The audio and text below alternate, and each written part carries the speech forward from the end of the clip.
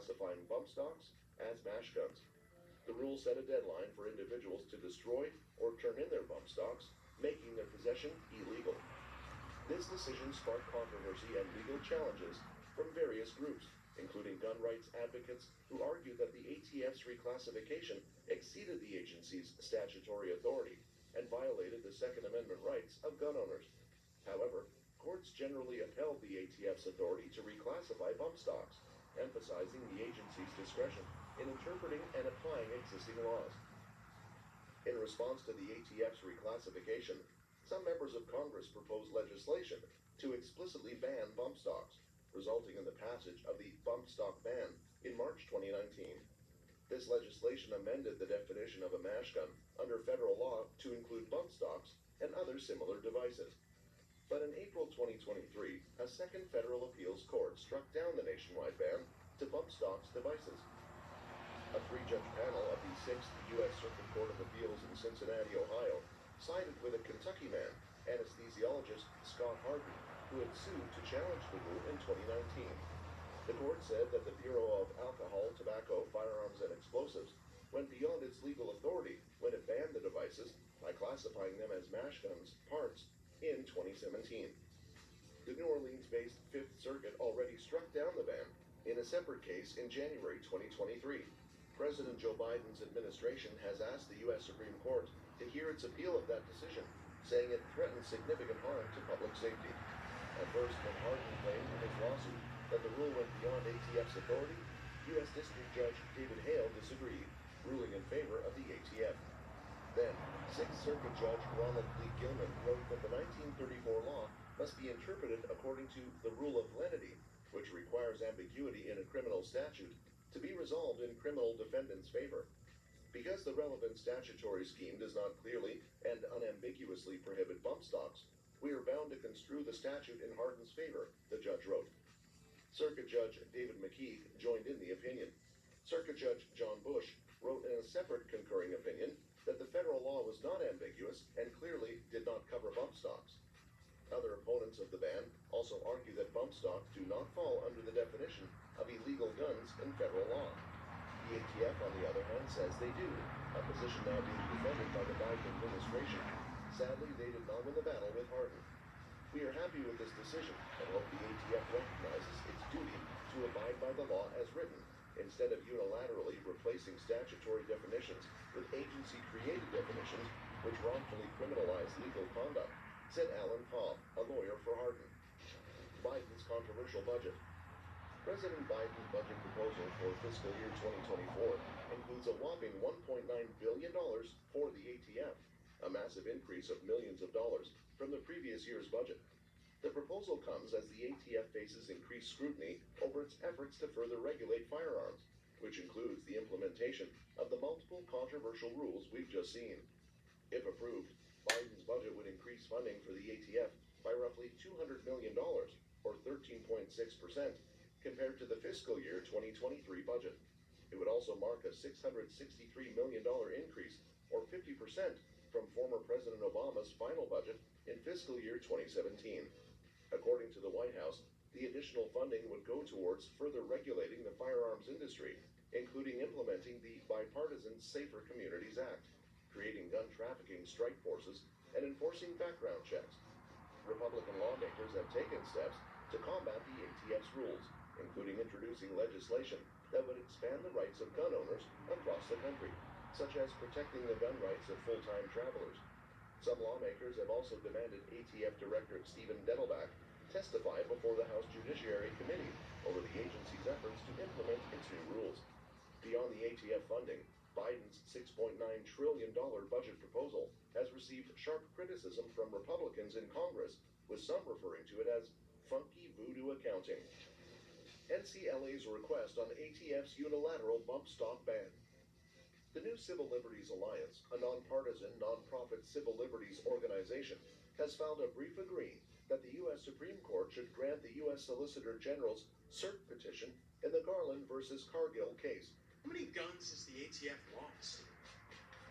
I'm not sure I understand the question. As a kid, I came out of a different movement, the civil rights movement. Is it a difficult question to understand?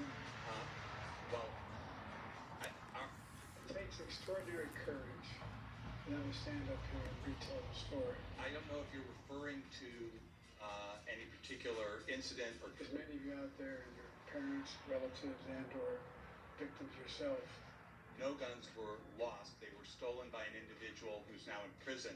That petition asks the court to hear NCLA's challenge to the Bureau of Alcohol, Tobacco, Firearms, and Explosives unilateral bump stock ban.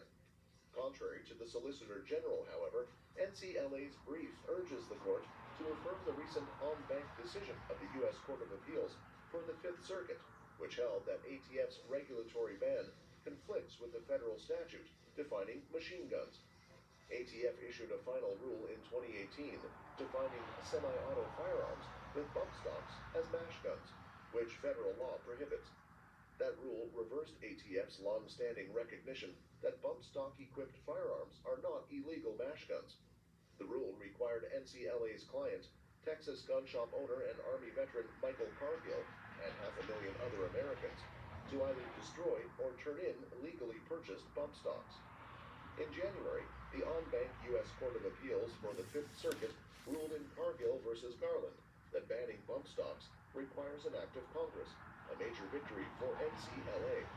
That ruling agrees with a subsequent decision by the U.S. Court of Appeals for the Sixth Circuit and an earlier one from the Navy Marine Corps Court of Criminal Appeals, but it conflicts with 10th Circuit and D.C. Circuit decisions rejecting challenges to ATF's final rule. The resulting circuit court split makes Solicitor General Elizabeth Perloper's cert petition one likely to be granted. In areas that are poor, mostly minority, there's a mass shooting. Right. Not an ATF But employee. there were recommendations made on what you should do so that you don't become the victim of the theft. Connecticut delegation, which is incredible. I think on this issue and many others, you're the best delegation in the United States. Thousands of firearms, parts, and ammunition had been stolen from the ATF. So She proves you can run for office ending gun violence in the South and you can win. you gave testimony that the brave ATF agents are the ones showing up at 2 a.m. after a burglary. You can prevent the next tragedy. You can save life. You can save families in the process.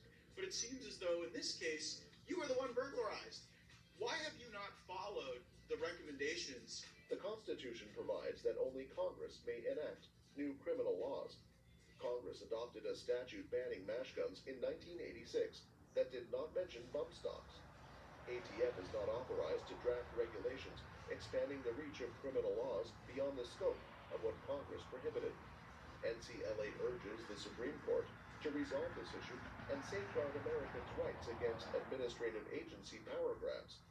If and when it hears this case, NCLA is confident the court will uphold the Fifth Circuit's ruling that bump stocks are not mash guns. NCLA released the following statements. Richard Samp, Senior Litigation Counsel at NCLA, emphasized that the Fifth Circuit's decision highlighted the importance of the rule of lenity, which states that ambiguities in criminal statutes should be interpreted against the government. This approach ensures that ordinary citizens are not punished unless they have clear notice of prohibited conduct. NCLA is urging the Supreme Court to address whether the rule of lenity requires the rejection of the Bureau of Alcohol, Tobacco, Firearms, and Explosives rule in the case of Mr. Cargill, should it agree to hear the case. Mark Chenoweth, President and General Counsel at NCLA, clarified that the case does not revolve around gun control, but rather the control of law itself. Some months later, during an ATF audit, I was told the background check was now a non-approval. We are not finished. We are not finished. We are not finished. The bump stock itself is an attachment that replaces the gun stock of the rifle. Details of the law, but folks, listen at home. Here's a quick summary of what this law is doing. It's already allowing. I completed their background check using Florida's FDLE firearm purchasing program. Put your finger over this and then push forward here.